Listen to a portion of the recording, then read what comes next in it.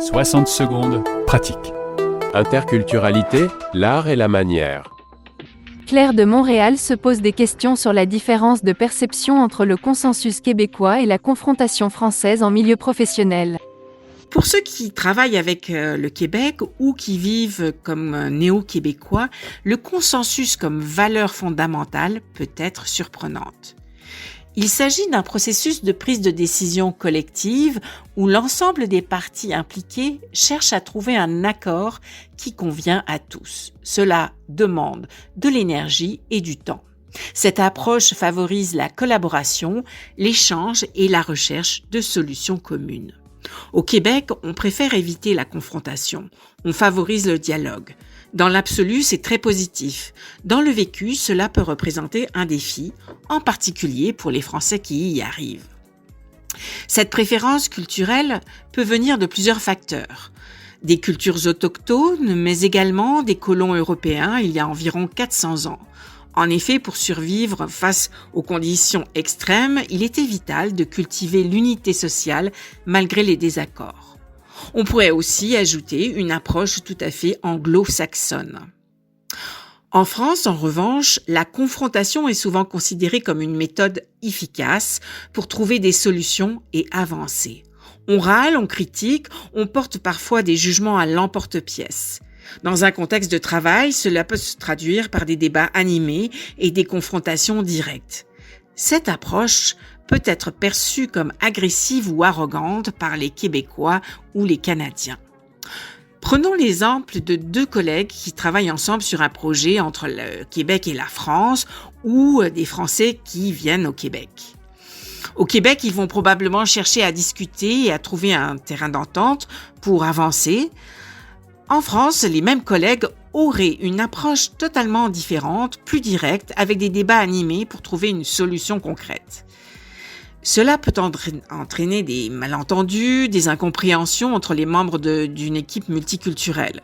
Les Québécois ou les Canadiens peuvent percevoir les Français comme étant trop directs, même agressifs, catégoriques, tandis que les Français pourraient penser que les Québécois ou les Canadiens manquent de fermeté, qu'il y existe un flou qui persiste, que cela manque de cadre, voire même parfois faire référence à une certaine hypocrisie. Mais qu'en est-il ?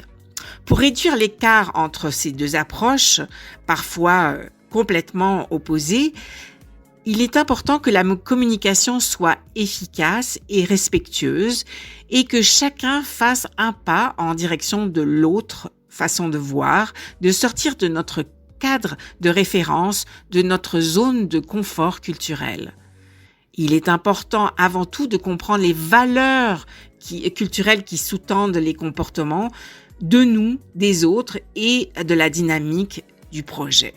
Au Québec, on valorise l'harmonie et la collaboration, tandis qu'en France, on préfère souvent la confrontation directe pour trouver une solution. Au-delà du jugement, la première étape pour faire du lien est de garder à l'esprit la nécessité du non-jugement et de la prise de conscience de nos propres inclinaisons, préférences avant tout. Puis, d'accepter que la perception du consensus ou de la confrontation diffère entre le Québec et la France, entre nos origines et le lieu où on travaille, dans le milieu professionnel comme dans la vie sociale.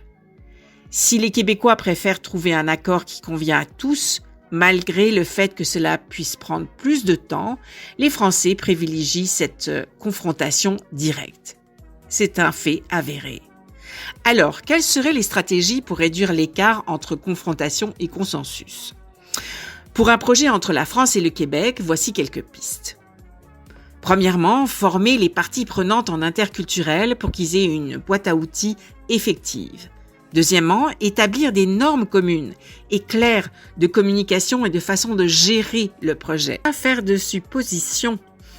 Troisièmement, formuler le style de gestion optimal pour le projet en question et fédérer les différents acteurs du projet à trouver des solutions qui leur conviennent, qui soient innovantes pour le meilleur des deux territoires. Quatrièmement, clarifier les attentes, demander du feedback. Cinquièmement, cultiver encore et toujours l'humilité, le goût des autres et bâtir la confiance au sein de l'équipe. Et vous, qu'en pensez-vous? 60 secondes pratiques avec Cécile Lazartigue, chartier de l'art et la manière. Françaisdanslemonde.fr